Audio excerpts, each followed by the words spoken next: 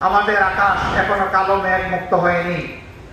এখনো বাংলাদেশের আকাশে শকুনের ঘোরাঘুরি চলছে।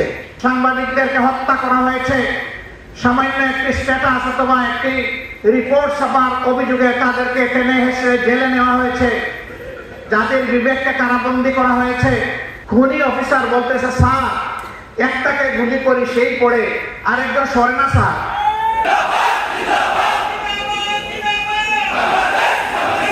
আমরা তাদেরকে সংগত সময় দেওয়ার পক্ষে। এই কাজগুলা করার জন্য যেটুকু মিনিমাম সময় প্রয়োজন সেই সময় আমরা তাদেরকে দেওয়ার পক্ষে। আমরা এই কথা বারবার উচ্চারণ করেছি। সেই সাথে আমরা আমাদের আকাশ এখনো কালো মেঘ মুক্ত হয়নি।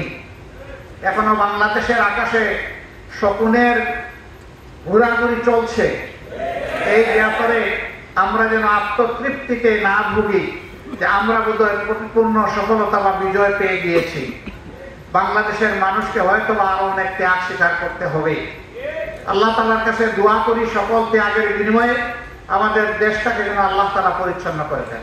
সুবিচার যদি প্রতিষ্ঠিত হয়, এটা শুধু হাইকোর্ট, সুপ্রিম কোর্টে, জজ কোর্টে হবে না, ম্যাজিস্ট্রেট কোর্টে হবে না। এটা প্রত্যেকটি পরিবার থেকে শুরু করে রাষ্ট্রের সর্বোচ্চ চূড়া পর্যন্ত সুবিচার কায়েম হবে ইনশাআল্লাহ। এই সুবিচার কায়েম না হওয়া পর্যন্ত স্বাধীনতা বারবার অর্জন করলেও তার স্বাদ ভোগ করা আমাদের পক্ষে সম্ভব হবে না। এই জন্য সুবিচারের এই বীজতলা তৈরি করা এখন এই জাতির দায়িত্ব।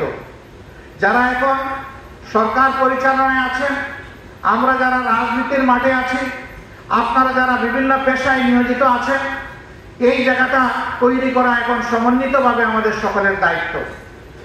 এই জন্য সমাজের অতি গুরুত্বপূর্ণ একটি স্তম্ভ হচ্ছে সাংবাদিকতার জগৎ। সাংবাদিকরা হচ্ছেন ওয়াচ ডগ। তারা উপর থেকে সবকিছু দেখার চেষ্টা করে এবং তারা জনগণের ভাষা অনুযায়ী ভাষা বুঝেন, পড়েন এবং তা মানুষের সামনে তুলে ধরেন। এ কারণেই তাদেরকে বলা হয় জাতির বিবেক। কিন্তু সেই বিবেকগুলো গত 15 বছর, 15.5 বছর আফসোসের বিষয়, তারা বিবেক অনুযায়ী তাদের দায়িত্ব পালন করতে পারেননি। তাদের উপরে অত্যাচারের খড়গ নেমে এসেছে। সাংবাদিকদেরকে হত্যা করা হয়েছে। সামান্য একটি স্ট্যাটাস অথবা একটি রিপোর্ট ছাপার অভিযোগে তাদেরকে টেনে হেসড়ে জেলে নেওয়া হয়েছে। যাদের বিবেককে কারাবন্দী করা হয়েছে, তাদেরকে হুমকি ধমকির মধ্যে রাখা হয়েছে। অদৃশ্য উপরের নির্দেশের কথা বলে তাদের কলমকে অচল করে দেওয়া হয়েছে। তাদের মুখে এক ধরনের তালা ঝুলিয়ে দেওয়া হয়েছিল।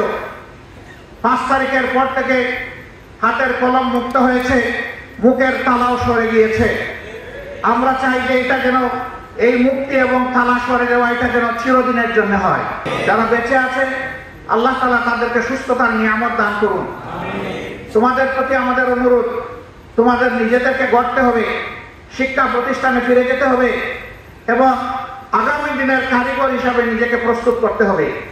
এবার তোমরা জাতির জন্য যে ত্যাগ স্বীকার করেছো, এইটাই যেন জীবনের শেষ ত্যাগ স্বীকার না হয়, বরঞ্চ এটা যেন শুরু হয় এবং জীবনের শেষ মুহূর্ত পর্যন্ত তোমরা যেন জাতিকে কিছু দিয়ে যেতে পারো।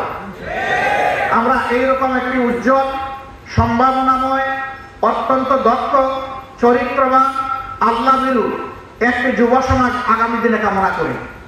তোমরা যেন নিজেই একটা ইতিহাস হোক, পরবর্তী প্রজন্ম এসে তোমাদের থেকে উৎসাহ নেই যে আমাদের পূর্ববর্তী যুব সমাজ তাই করেছিল, অন্যায়ের সামনে বুক পেতে দিয়েছিল। সেখানে একজন খুনি অফিসার বলতেছে, স্যার একটাকে গুলি করি সেই পড়ে আরেকজন সরে না স্যার। আমরা ওই সমাজ চাই। এটা যেন আগামী তরুণরা গর্ব করতে পারে যে আমাদের আগের প্রজন্ম এটা করে গিয়েছে, এটাই আমাদের পথ। অন্যায়ের কাছে মাথা নত করবো না, আমরা সমুন্নত রেখে অন্যায়ের প্রতিবাদ করব।